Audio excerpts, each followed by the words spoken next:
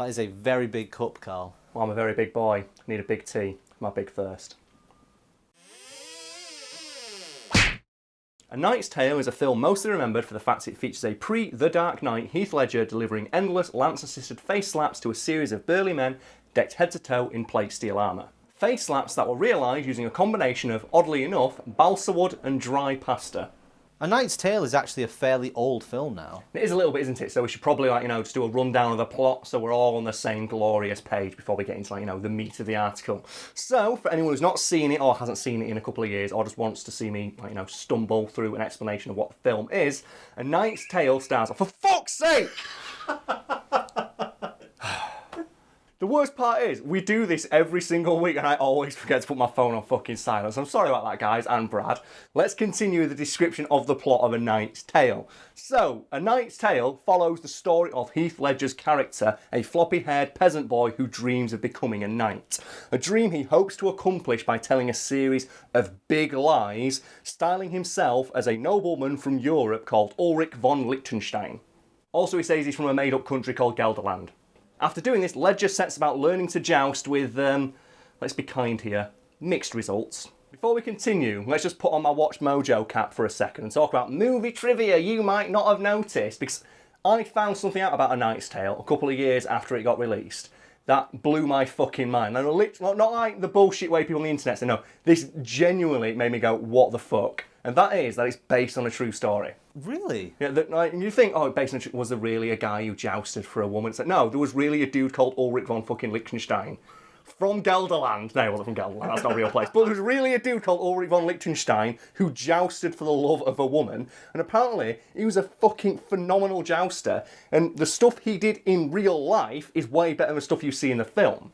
Do you know, in the film, Heath Ledger's character says, I will lose this tournament for you, my lady. Do you know what Ulrich von Liechtenstein did in real life when he wanted to pledge his love to a woman? What? He jousted across Europe in a wedding dress. So he wore a white dress. I think he dressed like Godiva or something like the goddess of love. So he went in a white silk dress and won every single jousting contest in that.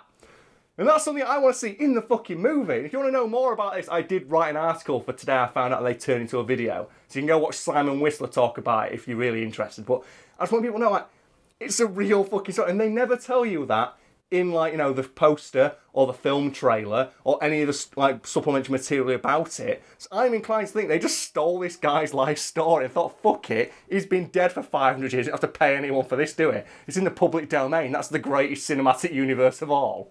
Moving back to A Knight's Tale, as you can probably imagine, given that the entire plot of the film revolves around the fact Heath Ledger's character is trying to learn how to joust, the film itself contains many scenes of people jousting.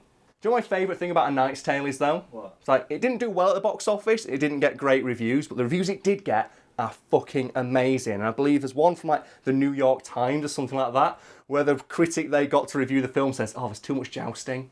But it's a jousting In a movie! film about jousting, their criticism of it was, it's too much jousting, not enough plot. And it's the film's about jousting. That is the plot, you fucking idiot. And I'm just imagining that critic now is going to watch any other film. It's he goes and watches Space Jam and goes, yeah, it's really good, but the Looney Tunes run it a bit too much and there was a big focus on basketball I didn't understand. What? I went to watch Titanic, but strangely, most of it took place on a boat. Yeah, and then he sunk at the end. Yeah. What the fuck's that about? But I love when you read... I love films, but in particular, I love bad films. And even more than bad films, I love films that are just okay. Because I love seeing those split down the middle films. Some people say it's good, some people say it's bad. Because it's easy to criticise a 2 or 3 out of 10. But a 6 out of 10, that occupies this nebulous middle area where it's difficult to actually find anything bad about it. It's this glass of room temperature water, it's fine. So the criticisms you find about films like that are always hilarious. Like that one of, oh no, the film contains too many scenes of jousting. It's a jousting film, mate. I'm assuming it's because they can tell there's something that they don't like about the film, but they can't quite pinpoint what that thing is. Oh, you mean they can't articulate it because they're a bad reviewer? Yeah, I agree. Another criticism that I noticed about the film that I find hilarious is all the people who criticise the fact it contains a hard rock soundtrack. So if you've not seen the film, if you don't remember it, it has I think Queen's We Will Rock You in it. And I think there's even a part in it where fans of Ulrich von Liechtenstein, Heath Ledger's character, do a football chant. And they go Gelderland, Gelderland, Gelderland. And people are This is a bit, anachronistic. I think that's the word, isn't it, when something's not entirely historically accurate. And it's like, oh, it's weird that they've got this old film like Jousting and they put a hard rock soundtrack on it. That doesn't make any sense, does it? And I think Roger Ebert called those people out, trying to sound like smartasses by saying, well, even if they give it an orchestral soundtrack, orchestras weren't invented to the 14th century, and this film's set in the 13th century. So, it's like, you go, Roger Ebert. That's why you're the fucking god king of, movie reviewing. Holy shit, that guy's awesome. I just love the idea of some smarmy reviewer sat there going, well, they didn't have hard rock back in the 13th century, so I give this film 6 out of 10. And I think Roger Ebert gave it 3 out of 4. He's like, no, the film's great. It's really fun. I enjoy it. Also, all those people saying, oh no, putting Queen in a film about from the 13th century is stupid. Fuck you, orchestras weren't invented back then either. Go and stop being boring.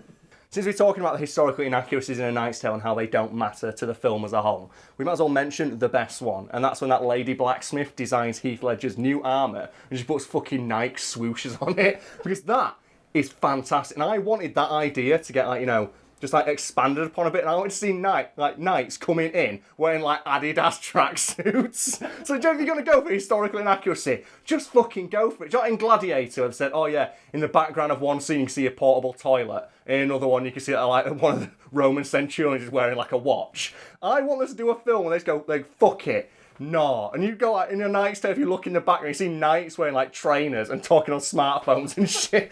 Everything in the foreground is completely historically accurate. But in the background, you just see extras going to the food trolley and shit like that. So if you're gonna do it, fucking go for it. It's because that'd be awesome. Imagine combining modern style with style back then. I want to see knights walking in and they're wearing popped up collars but wearing the knight helmet. Do you Count Adamau, and he's been a huge big preppy douchebag? He should be dressed like a douchebag from an 80s film. So he should have the sweat around his shoulders. He should have the khakis and stuff like that. But he should also be wearing the knight's helmet the entire fucking time. He should be in the first season of Family Guy where Peter wants to become a jouster. And there's that Black Knight, and he walks around everywhere wearing the helmet at all times, even in the shower. That's what I want from this film. I want the bad guys to never take off the knight helmet. So getting back to the film once again, the sport of jousting is fairly dangerous. So dangerous, in fact, that it's noted that on set, Heath Ledger somehow managed to accidentally knock out one of the director's teeth. How do you knock out the director's teeth? Oh, because they were playing around with broomsticks while acting out one of the scenes. Oh, of course So it was the director's fault, to be fair. But I just like the idea that jousting is so dangerous that Heath Ledger accidentally knocks someone's teeth out while pretending to joust. That's how it's so dangerous. Even pretending to do it can result in severe bodily injury. And I think the director, he said, the injury took months to heal. There's no joke there, it's just the director's face was fucked up by this broomstick combo Heath Ledger did to his face. But it could have been worse, because we all know, given Heath Ledger's later role, he could have put that broomstick on a table with a point and just done the disappearing broomstick trick. I found this out recently. The Dark Knight somehow got a PG-13 in America. So I remember looking this up and going, oh wow, The Dark Knight was a PG-13 film. Wait, how many people die in that film? There's a guy who gets this pencil guy. There's a guy who gets burnt to death. The Joker shoots 13 people. People get thrown out of windows. And I found, do you know how they did it? How? Just with creative editing. Okay, so we use the pencil trick in example because this is one that got me. I heard someone talking about how they hid it in the edit, and you never actually see the pencil go in. It's just implied in the way the Joker slams the guy's head down and the pencil disappears. So if you put the clip in and slow it down, you never actually see the Joker stab the guy in the eye with the pencil. It's just implied. And apparently that's okay for a PG-13 movie. Just like the guy who gets burnt to death horribly on top of the pile of money. He gets set on fire, but you never see the guy burning. It's just implied that he sets the pile of money on fire, you see the guy at the top. But that's amazing, isn't it? The fact you can get so much hard murder past the censors just with creative editing just by being a skilled filmmaker. Man, I wish someone else making a PG-13 film about a traditionally R-rated character had thought of that. Making their movie. So we've established that jousting is super dangerous. Oh yeah, don't try this at home, kids. Do not, under any circumstance, grab a broomstick and ride a BMX into your mate with dustbin lids in your hand like they did on Jackass that one time. But obviously on set they'll have had trained stuntmen who weren't charging each other with broomsticks. Weren't dicking around with broomsticks. They did have trained stuntmen and even they got injured. And I believe the very first shot of jousting in the film is actual footage of Heath Ledger's body double getting his shit rocked. So like that scene where that guy falls off the horse, the stunt actor inside the costume really did injure himself, and they had to go get someone else in to replace him for the rest of the film. Jeez. Yeah, that's how dangerous it fucking is. To minimise the risk posed for stunt actors charged with acting out the jousting scenes, the lancers they were given during those scenes were specially constructed to be simultaneously realistic looking enough, but also really shitty so that they'd fly apart like a glass dildo being struck by lightning the moment they came into contact with another human being. So how did they make the lances look more realistic when they exploded, but also make them safer to use? Well, the first thing they did is they hollowed all of the lancers out and then put strategic cracks along their length so that they'd explode when the slightest amount of force was applied to them. So where does pasta come into all this? Well, they noticed during film that these hollow lancers, when they collided with a stunt actor's steel-clad head at Mach 3, didn't explode in a satisfying enough way. So what they started doing during production was filling the hollow lancers up with strips of balsa wood and dry pasta, specifically linguine. And for the audience at home now, can you just put in a quick montage of lance explosions so they can see and judge for themselves. And I think we can all admit, those lance explosions look pretty fucking awesome, and you can't tell there's any pasta in there. Do you know what I'm kind of upset never happened though when they were making A Knight's Tale? What? That one of the production crew or something like that got the memo wrong and filled on the lances up with real cooked pasta. So if people don't know, when they're going to make guts in a movie, one of the things they can use is spaghetti bolognese. Because apparently when spaghetti bolognese gets like blown up by squibs, it looks just like guts. And can you imagine now that lance head explosion, if when it happened was just this giant explosion of just red meaty paste, you'd be like, oh my god, that guy's dead. So when you're saying that, I was imagining it being like tagliatelle, and it explodes and wraps around their face, and as they're riding down, there's just pasta flittering around behind them. All they do is along the length of the lance, they fill it with tins of like spaghetti and soups and sausages. So I was saying that to my mate the other day, like, oh man, is there anything worse to accidentally throw against your wall than spaghetti hoops and sausages? They were talking about, do you know when you like shaking tomato sauce to try and get it out? I remember once I was in university and a mate of mine who shook the tomato sauce and forgot to put the lid on. So he went, and the tomato sauce just went, boom. And from across the room, it looked like a sniper had hit him. Because all you saw from the corner of the room was this guy sat there, boom, a scream, because obviously the tomato sauce was on the back there, and just like blood or what looked like blood all over the back. And I was thinking, like, but imagine though, if you're in your flat and you're up with a tin of beans and sausages or some shit like that, and you go, boom, that's all he wants. It's like, that's your wall ruined all day, that, innit? You're never going to get that shit off. It's that old joke by Peter Kay, innit? It's like if you ever want to get a free hotel or a free stay in a hotel, when you get there, the first thing you do is get a tin of beans and sausages, throw it on your wall, and then take pictures of yourself stood like that. And then send it into like Watchdog and Anne Robinson and get you a free holiday.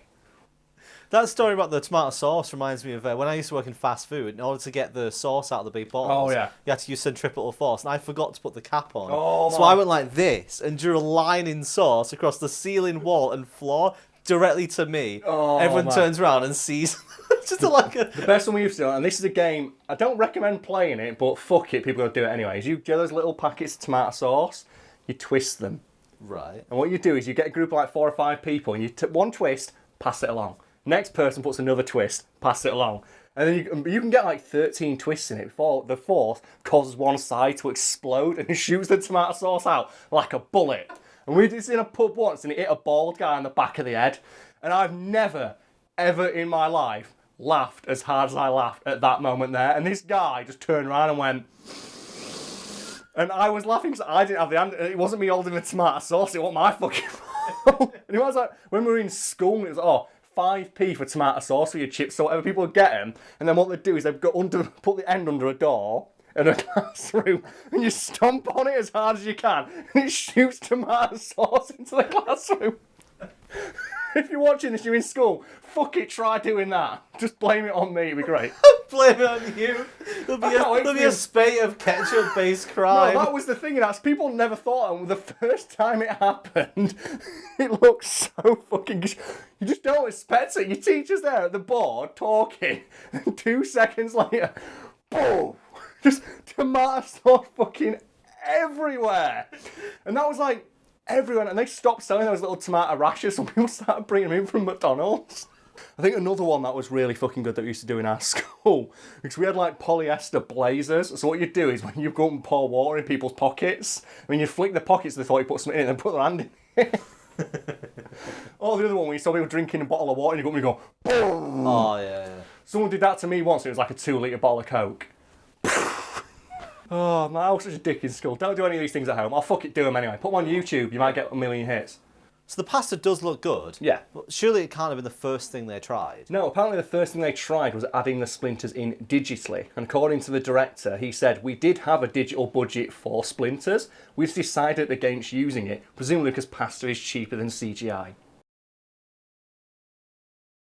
Do you know one of the reasons I love A Knight's Tale?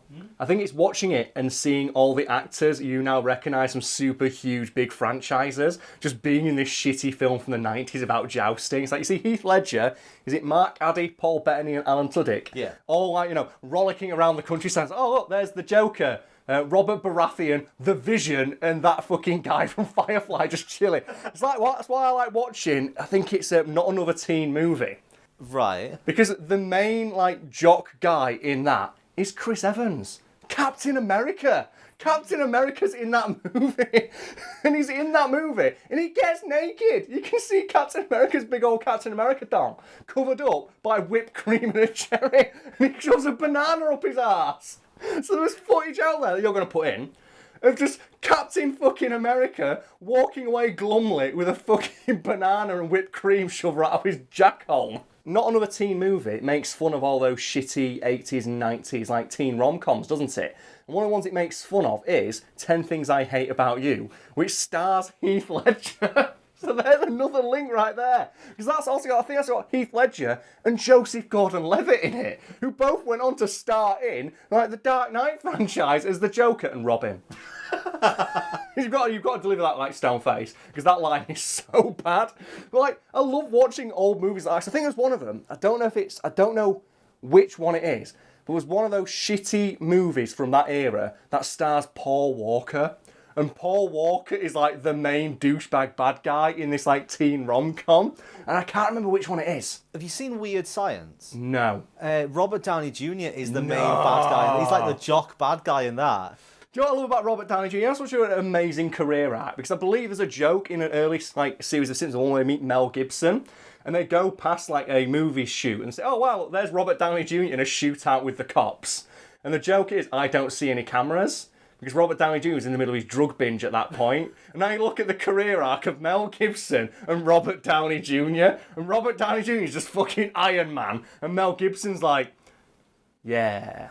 One of those that always gets me, makes me chuckle, is, I forget the actress's name, but she's in The Flash. So I'm sure you better put a picture behind me so people know who she is. And it's she's the sidekick who's all the weird science shit. Her previous roles prior to that was in horror movies where she plays a girl in a bikini who gets murdered. And I think she was in Piranha 36 Double D with David Hasselhoff. That's just what she did. She's just a girl with tits out who gets stabbed or eaten by piranhas. And now she's Killer Frost. So imagine, I'm looking back at all these superheroes now thinking, if you went back to some of these earlier roles that these superheroes played, man, they look so bad, don't they? So you look at Robert Downey Jr. in fucking Weird Science. You look at the Joker's Heath Ledger, and he's just the guy in 10 Things I Hate About You at a paintball fucking course. Oh, there's Johnny Depp in Nightmare on Elm Street as man who gets murdered. Oh yeah, he's that was in one of his first roles. He said guy introducing Johnny Depp in the credits. But yeah, the actress who plays Killer Frost, she's in a film called Sky High. No. Yeah, she's Sky High's so shit. I love it. So that movie's. Oh wait, she's the girl who controls the girl with the plant powers. Yeah, she's the plant power one. So her career arc went Sky High, getting murdered alongside David Hasselhoff in Piranha 36 Double D, Killer Frost. That's a career arc you can be proud of right there, isn't it?